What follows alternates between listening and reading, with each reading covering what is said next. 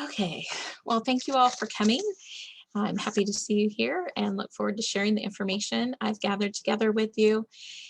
Before I start my PowerPoint, I just wanted to introduce myself. I am currently the Reference and Instruction Librarian at Newman University. I've been there for 7 years, and I am also a PhD student at SLIM, and about halfway through that process, I'm nearing the end of my coursework. So the information I have to share with you today is based off of some research I did for a class I took last summer on higher education. And I will just go ahead and go from here. I'm going to share my screen.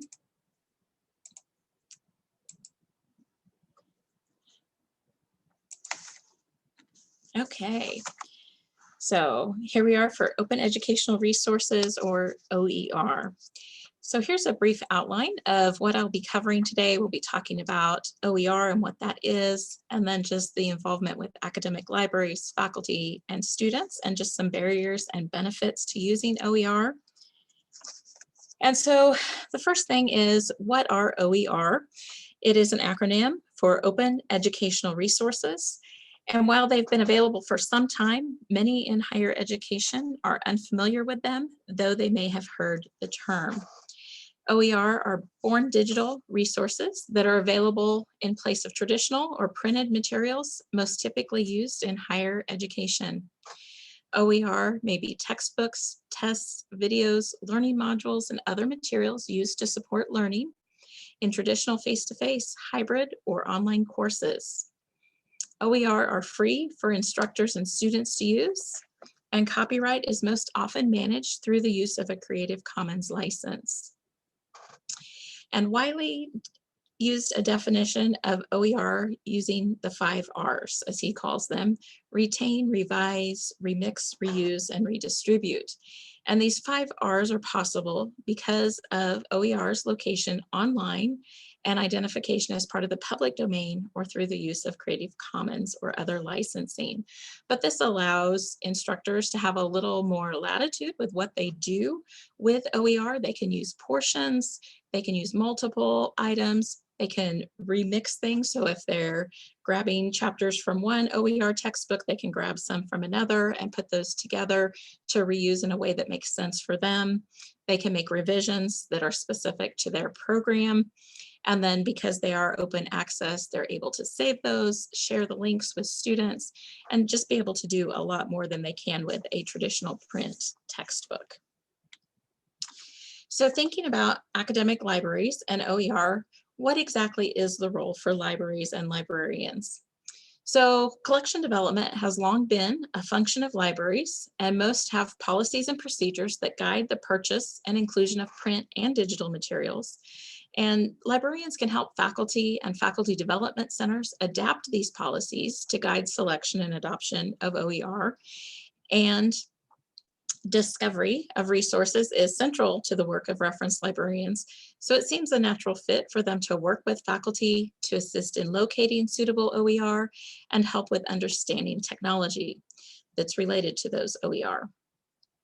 And academic libraries and librarians may be called upon to coordinate or serve as leaders and organizers of OER efforts on a college campus. And that role will vary based on the needs of the institution's faculty and students.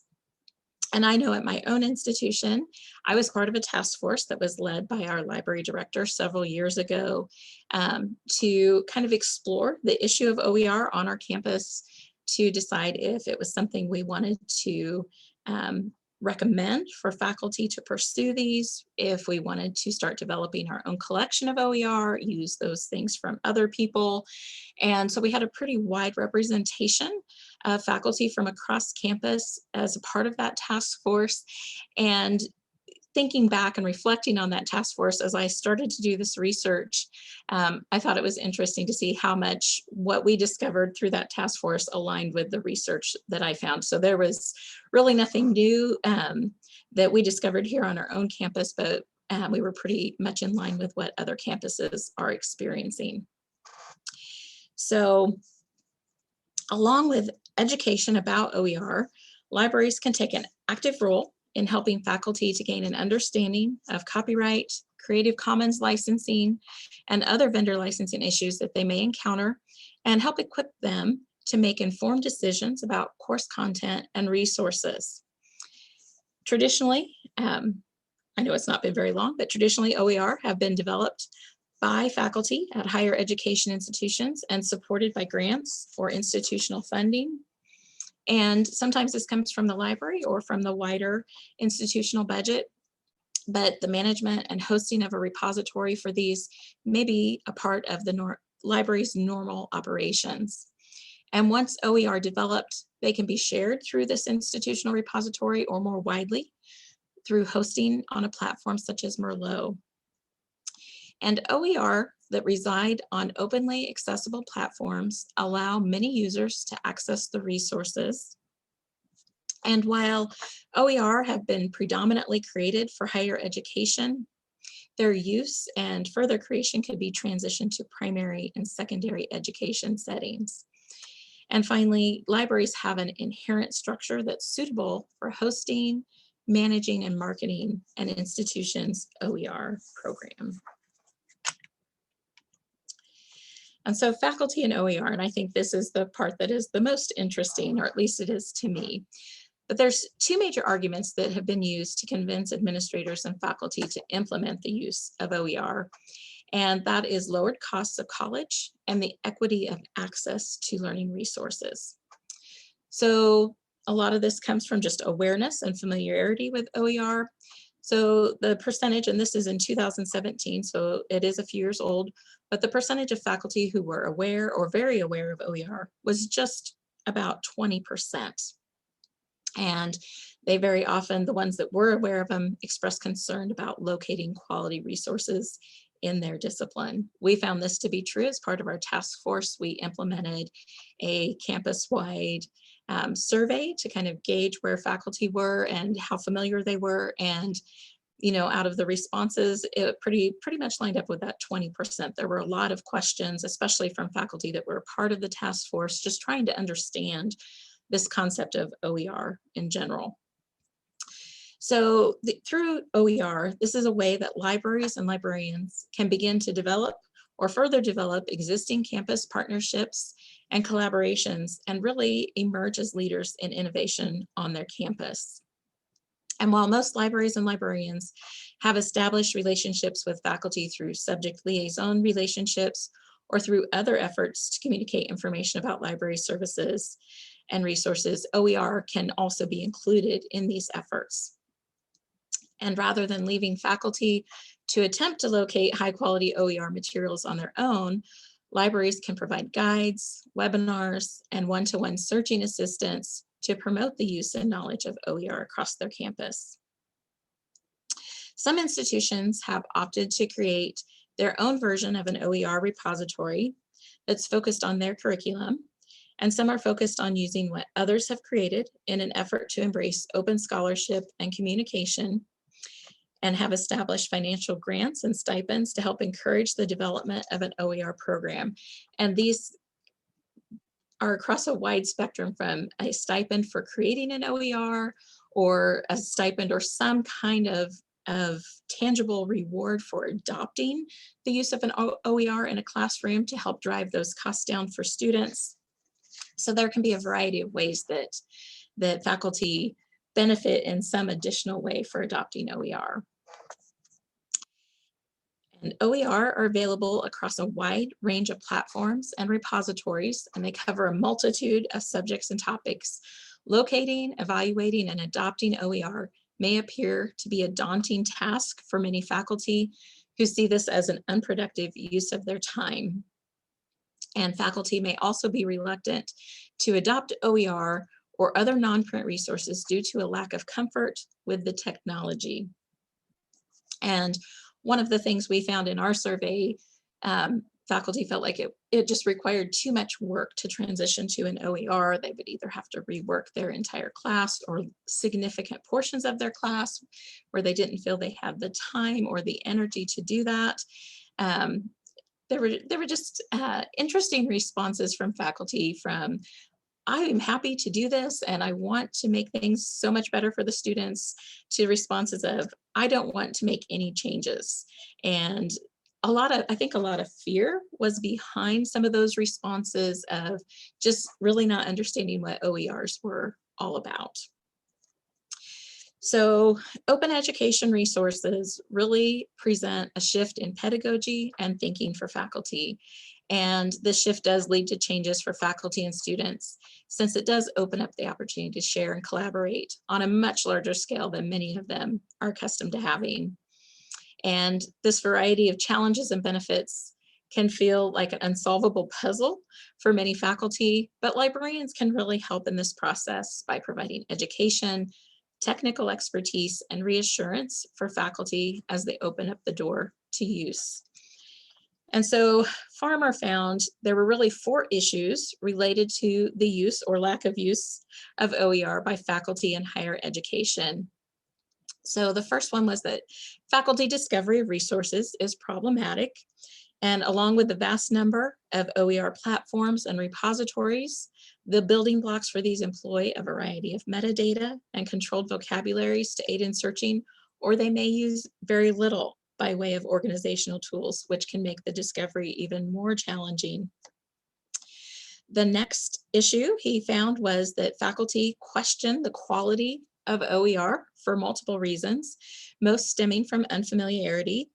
They may assume that OER can be likened to self-publishing, has a lack of peer review, can simply be a version of a professor's teaching notes, or that it would violate copyright law to use them. So a lot of education for faculty needs to be done. The third issue that Farmer discovered was the instructor's familiarity and confidence using a specific textbook or textbook publisher in order to ensure a certain level of quality, regardless of the cost to their students. And his final issue that he discovered was a perception that supplemental materials would not be included or available as part of an OER. However, many OER developers and authors specifically include supplemental materials such as quizzes, worksheets, videos, and so on. It's simply a matter of discovering those things. And additional issues that I found in the research were that faculty might be reluctant to develop or write texts as OER due to restrictions placed on scholarly publications as a part of their tenure and promotion procedures. And they have found that many institutions either refuse or have not taken the opportunity to update scholarly publication procedures and requirements to reflect this transition to more online and more open source publications. The effect of all of this hampers the growth and development of newer teaching models and philosophies that really may not keep pace with the transitions we're seeing from face-to-face to hybrid or online teaching. And in addition to OER, libraries also offer access to other online resources through subscription journal databases and ebook purchases that can also be incorporated into learning materials at no additional cost to students. And with proxy access that many libraries are accustomed to offering and managing, it is a much easier process for us to show faculty how to then connect their students with those resources. So students and OER. So students have a vital role in the development and implementation of OER in college classrooms. Students are not only attracted to the low or no cost factor, but also to the access to course texts and materials is a major factor in student academic success. The average cost of books and supplies that goes beyond the cost of tuition is now averaging about $1,200 per academic school year. And I know depending on the major or discipline, that can be much higher than that $1,200. That was just the average. And traditional publishers have a captive market for their textbooks, and it does not work in the favor of students. And often students opt not to purchase the required textbooks due to the high cost, even when they are aware that it may have a detrimental impact on their grades. So open access materials really open the door to a new way of offering learning materials that help drive down those costs for students. And just anecdotally, during the time we were doing this survey with faculty and meeting with the task force, I asked several students in the library that were there studying, and some of our student workers, their thoughts about using online textbooks and if they would prefer to have a print book, even if they had to pay for it. And every single student I talked to said they preferred print textbooks overall, but if the cost was going to be free, they were happy to switch to an online or e-format for that textbook. And I think that's really interesting to note. I was not able to find an actual research study that supported that or really investigated that more thoroughly. It just really focused on their attitudes and maybe some of the things they liked or didn't like about the online materials. And I'll talk about that in just a moment. So a recent study that was conducted at the University of Georgia in 2019 used OER textbooks in 2 biology courses over the course of 2 semesters. 7 sections were offered and had 1,299 students enrolled. Students had access to the text from the first day of class, and at the end of the course were offered the opportunity to complete a survey about their experience using the OER. The survey asked about positive and negative experiences using the text, and the most common positive response was the fact that it was free.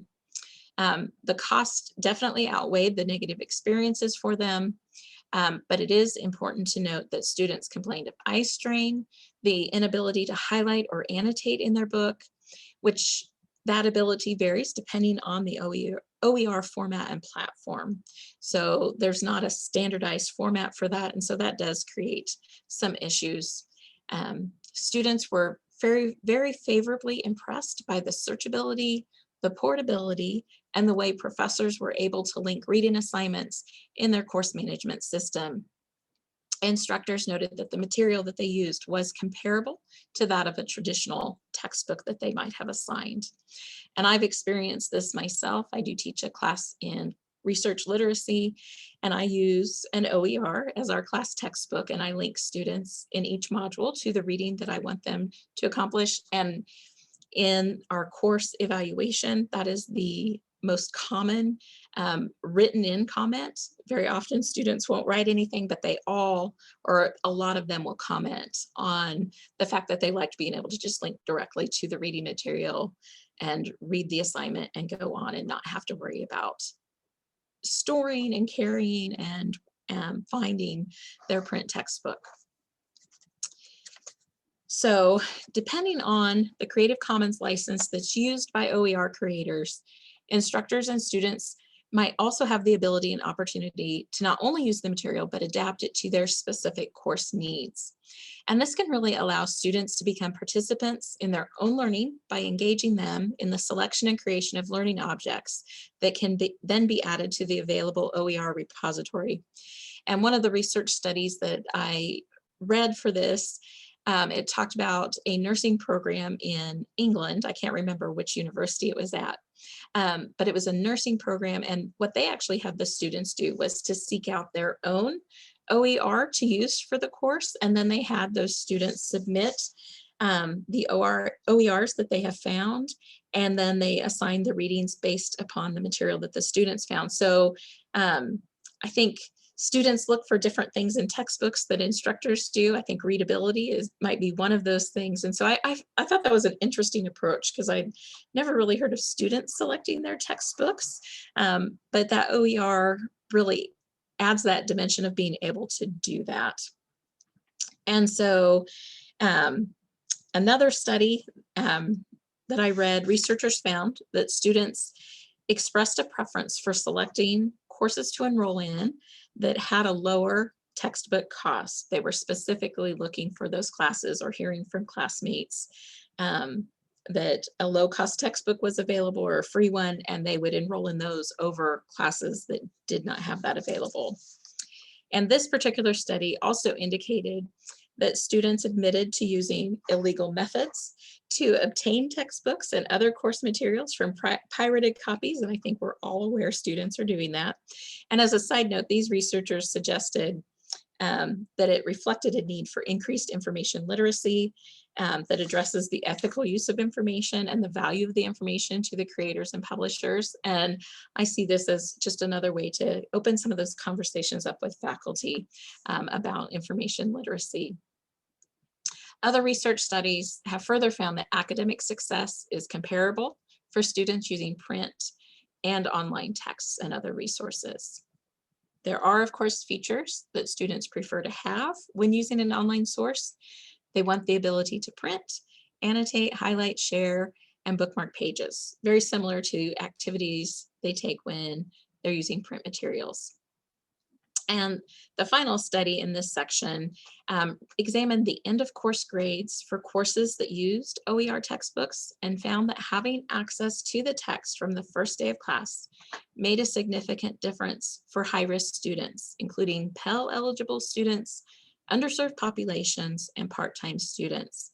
And these findings, while not specifically addressing whether or not students actually read the textbooks, it does seem to indicate that increased academic success was due to using their access to that OER textbook for their class. So some of the barriers and benefits about using OER, campus-wide participation is really a necessary ingredient for the successful implementation and widespread adoption and use of OER. It kind of addresses that peer pressure issue when people know they're using that, or they have students that are saying, well, Professor so-and-so is using a free textbook that we have online. Why can't you do something like that? It does hopefully prompt the faculty to look into doing something like that for their own class. And you know, OER are still new enough that there's a little bit of resistance and wariness from all involved. And the high cost of textbooks, students attempting to learn without textbooks, and faculty resistance to change all combine to create a really tangled mess that can be difficult for librarians to navigate as they work with faculty and students. But with widespread quarantines and stay-at-home orders across the United States over the last year, higher education is reeling from needed changes and unpredictability of the future. And with students, faculty, and staff absent from in-person classes, alternative means of delivering content have to be explored, developed, and implemented to address these problems. And a lack of understanding about copyright and Creative Commons licenses are barriers for faculty in adopting OER for their courses. Librarians can assist by providing workshops or other teaching opportunities for faculty to learn about this important facet of OER. And I think for anybody that has tried to schedule workshops, whether online or in person with faculty, it can be really difficult to get good participation in those. I have found, while I still need to do those things, having those face-to-face conversations with faculty really make a huge difference for what they're thinking and feeling about new technologies. And technology, or the lack of technology, or just insecurity with using technology, is also a barrier for widespread implementation. And faculty may not feel they have the ability to instruct and demonstrate ways for students to access the materials. Even for some, creating a link in their course management or in an email to send out to students is sometimes overwhelming. And another barrier to using OER is that reading online and reading ebooks is known to use different abilities than reading print materials. And so this is something instructors really need to make sure that they talk to students about. And it really does add a little bit of responsibility to make sure that their students are aware of this issue and might need some additional guidance. Tutoring services and student success departments also need to be prepared and equipped for helping students as difficulties arise, anywhere from technology to some of those issues with reading online. And portable technology might be needed to be supported by the library and campus technology departments in order to ensure students have access. But reference and liaison librarians, through direct contact with faculty, can answer specific questions or concerns and encourage them to influence others in a positive way.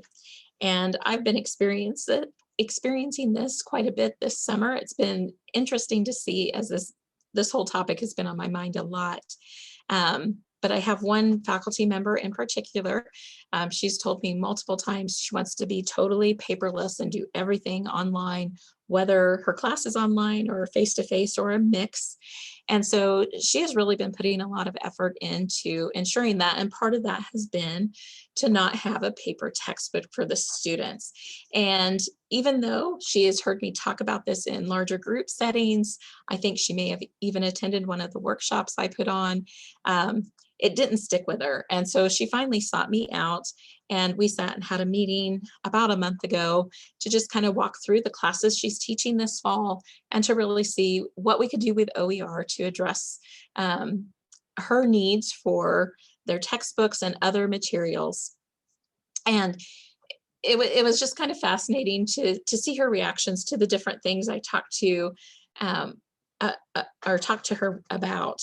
And she got really excited about just some of the possibilities with some of the software that she's using and integrating into Canvas, which is what we use for our course management. And she did say at one point, "Why have I never heard you talk about this stuff before to me?" And I just kind of had to chuckle. I have a good enough relationship with her. I could say, well, I have talked about it, but I know you get a lot of information, so it might have slipped through the cracks. And I think that's really important to remember, to be very positive as you talk to faculty about these things. And one of her final questions for me that day was, why aren't more people taking advantage of this so that we can help our students more with reducing those textbook costs? And I said, just like you don't remember me talking to you about this, nobody else does either, or very few do. And I said, really, the best thing you can do to help with this process is to talk to others about your experience and encourage them and really help them to seek us out for that help too. And she told me, okay, I think that's a good idea. And within a week, I'd had 4 or 5 more professors reach out to me based on what she had shared with them. And so that's given us a little bit more momentum to get this going on our campus.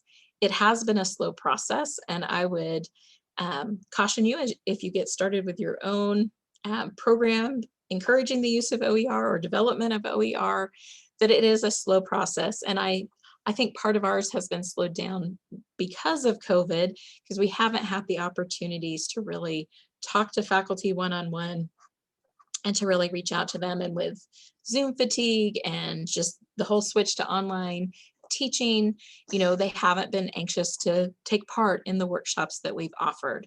And so I'm looking forward to more of a return to normalcy so that I can start with my outreach program again and hopefully get a lot more momentum going. And also the more examples I have to give to where I can refer them, to this professor that I've been working with, to say, why don't you talk to this person? They can tell you about their experience using OER and attempting to implement that. And so that really is that whole peer pressure.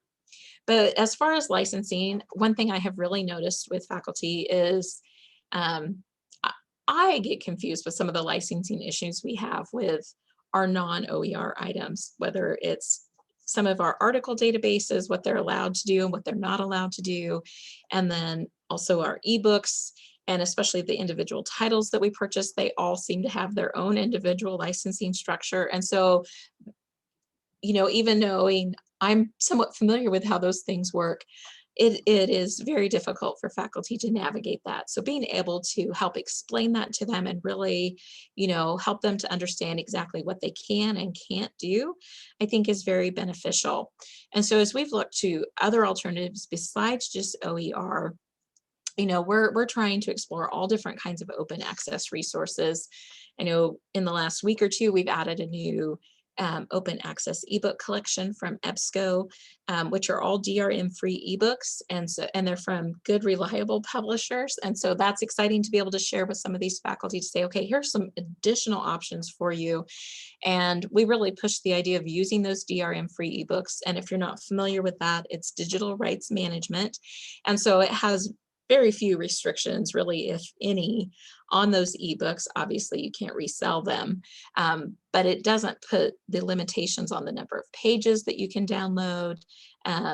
You can print, save, you can copy and paste into your system. There's all different ways that you can use that. That's a lot less restrictive than some of the other ebooks that we have seen.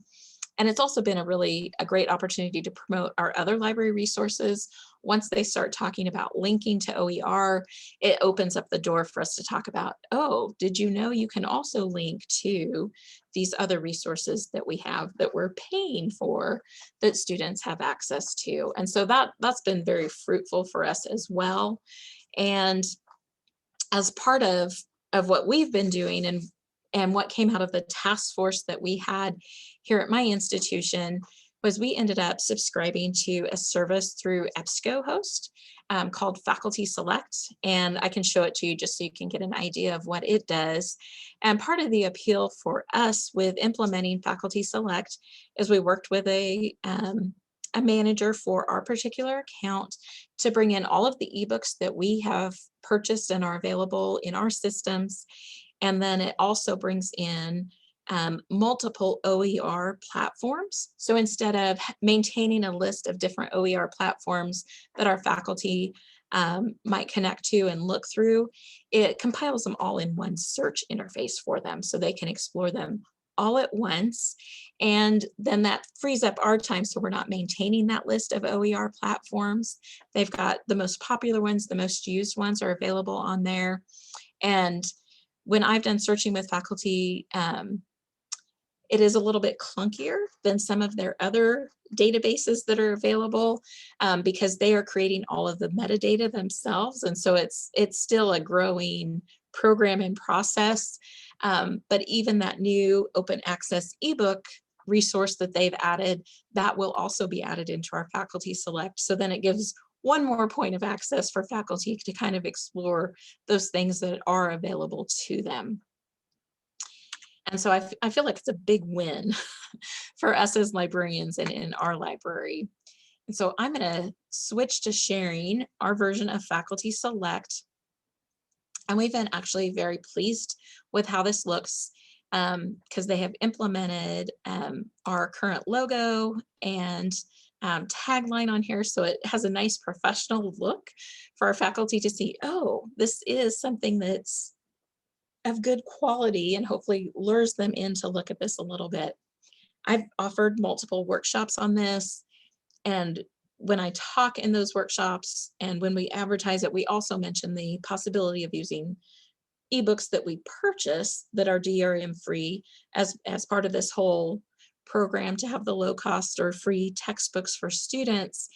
And sometimes it doesn't click. I have one particular faculty member that's attended 2 or 3 of the workshops about Faculty Select because she says she keeps forgetting in between using it, how she could really use it. And, you know, one of the classes she teaches is a senior seminar, and they have a very specific text they use for that because there's multiple people that teach that seminar. And so they all use the same textbook. And so in our last conversation, I was saying to her, well, you know, if that's actually available as an ebook, we can go ahead and purchase that, and then it will be available for all of your colleagues and all of your students at the same time. And it was kind of crazy. It was like she'd never heard that before and had no idea that she could do that. So, you know, it's just like with everything else we seem to do, repetition is key for advancing this. So this is what I like coming in here. I like going to the advanced search, and it defaults to searching both OERs and the ebooks we already own, and then also those DRM-free ebooks. And I believe at the last count I was told from our EBSCO representative, there were about 200,000 DRM-free ebooks that were available in this collection. You know, you can put all those limitations just like you normally would. I have found when I'm searching, I like to use textbook as one of my key terms to help me narrow down. Like I said, they're still working on some of that metadata to really improve the search, but I notice each time I come in here, I get a little bit better results. So one of the requests I had was for a public speaking class, and they were looking for a textbook. So I just came in here, I plugged in public speaking. I can see my results here, and the OERs are going to have this little blue icon, and then the regular ebooks that you would purchase are going to look a little bit differently, and they have different options.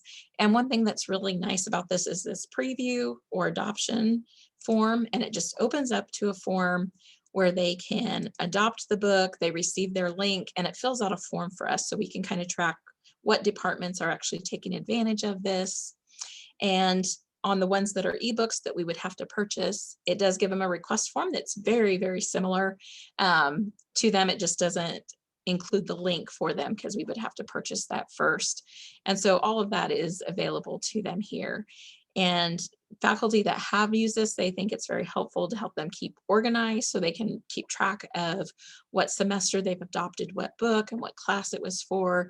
It's a pretty simple form, but there's good information on there. And as you go through here, you can actually look at the publisher and the content provider. So then you can see, you know, the different vendors that are available for these. And I think you probably will recognize a lot of these on here, like the Open Textbook Library. A lot of times you'll also see SUNY on here. Merlot is one that they're still in process of adding just because it's so big, it's taking a while. OpenStax, all of those ones that we're most familiar with are going to be in here, or you can simply search those DRM free ebooks. And like I said, this has been very helpful for us. And while I've done those workshops, I have found that doing that one-on-one communication with faculty has been the most beneficial as we're looking for those OER for them. So I'm going to stop my share of this screen and go back to my PowerPoint for just a moment. And I do have my references that I collected for this paper. And if you are interested in seeing my references, there are quite a few. I'm happy to share that list with you. You can just feel free to contact me. And here's my contact information. I've listed my Newman email address as well as my email address at Emporia State. And I will respond or answer to either one of those. And I will ask at this point if there are any questions.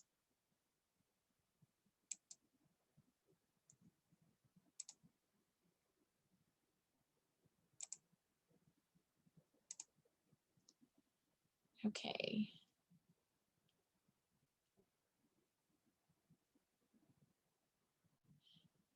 Okay, and it looks like Kristen has shared a link and some information about textbook costs in the chat box. So if anybody's interested in that, you're also welcome to unmute yourself and ask a question if you would prefer that to typing.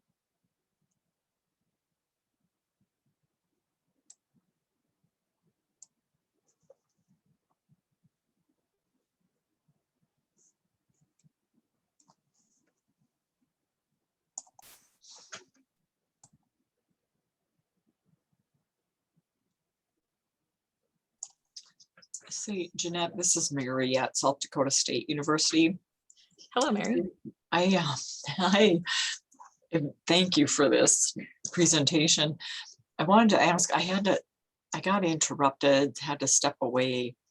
And when I came back, you were showing that the EBSCO resources. And I just wanted to ask, is that, are the open access books, and I apologize to everybody else who already heard this, but is that something you can turn on in EBSCO to view open access books, or I missed how you get those to show up? Okay, well, the Faculty Select, it's actually a subscription service that we pay a yearly subscription fee like other EBSCO resources. Okay. And so they work with you to customize it to include ebooks that you already own, and then the wider open access sites that are out there. I did reference an open access ebook collection that EBSCO's recently added in the last couple of weeks. And that is something that you can add at no charge to your existing EBSCO account. You just need to contact your representative. And you could certainly market that to your faculty as a way to find and use those ebooks. And I did some initial searching. I mean, we've only had it, I think, for 5 days here. But the searching that I did, I was very pleasantly surprised by the recency of the collection, and the quality of the ebooks that I did take a look at was very high. I noticed there were books from Taylor and Francis, Routledge, and some other publishers that I think they're starting to hopefully maybe respond to this whole movement for open access and lower costs for students, or at least that's my hope as we go through this. Probably that's all of the hope of everybody on this call. Yeah. Oh, yeah. All right, thank you for that. You're welcome. Okay, so there's a question about the support we've gotten from administrators, if any, deans and department chairs. That has varied. Our provost and academic dean, she was the one that got the task force started, and she has actually paid for our access to faculty select from her own budget. So that actually has not come out of our library budget, which is nice. And so there's been a lot of support from her. But what we have noticed for faculty that are not in support of her or the initiatives and programs she's done, they're very reluctant to buy into it. So, those politics always seem to play a part in all of this. We have a new president that just started this past academic year, and we met with her last week and kind of talked about some of the different things we're doing in the library. And she was very interested in what we're doing with OER and wanting to help encourage that use across campus, because she's trying to come up with all different kinds of ways to cut down on tuition and save students money. And so I think that is like the number one thing for administrators we have found on our campus is, we can say to students, half the classes you'll take in this major, there's no cost for your textbooks. So, we're trying to move that way as much as possible.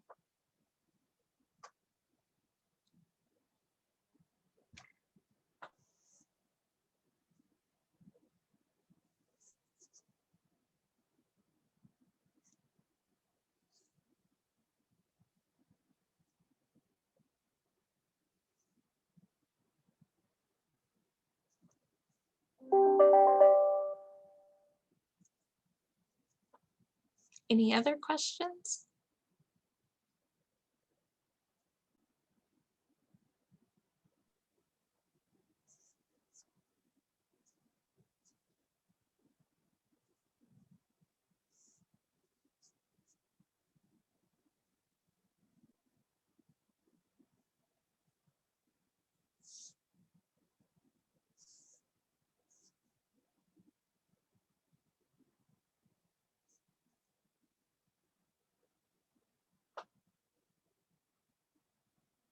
Well, I will say it has certainly kept us on our toes in the library to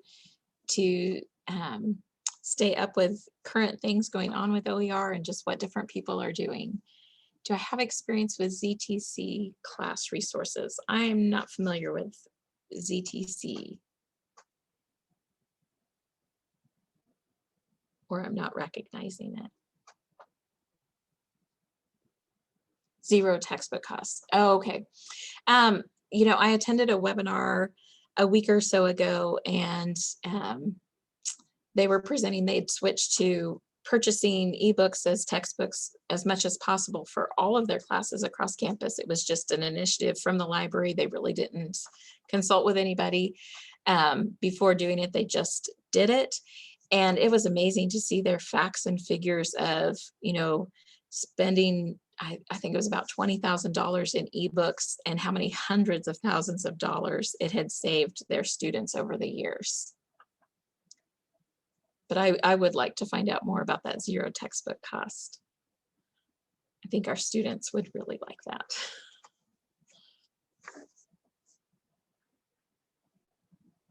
Well, if there aren't any more questions, that's all I have to share today. I thank you so much for attending the webinar, and yeah, please feel free to contact me if you have further questions.